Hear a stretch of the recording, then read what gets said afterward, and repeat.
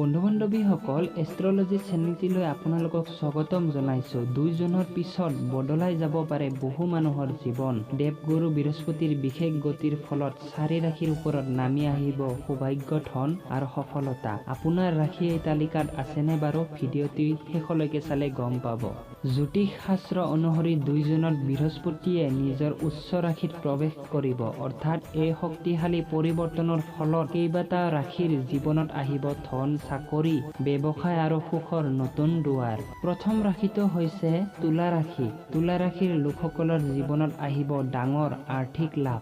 চাকৰিত প্ৰমোচন হ'ব পাৰে, নতুন চাকৰি আৰু ব্যৱসায়ৰ লাভৰ সম্ভাৱনা বহুত বেছি বুলি কৈছে।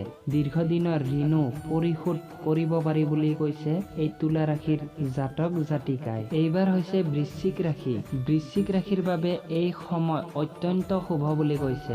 লগতে পুৰণি সমস্যাৰ অন্ত হ'ব আপোনাৰ আৰু নতুন জীৱনৰ আৰম্ভণি হ'ব পাৰে। ব্যৱসায়ত বিনিয়োগ কৰিলে লাভৱান হ'ব আপুনি।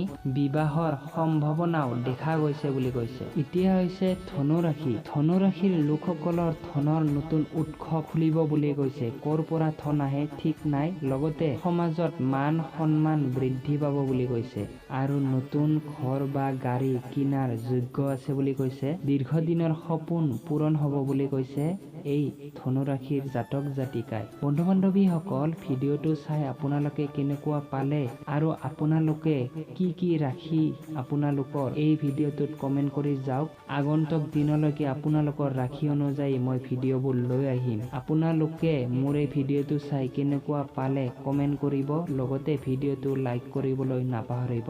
ধন্যবাদ। হৰ হৰ বাবা ভোলেনাথ।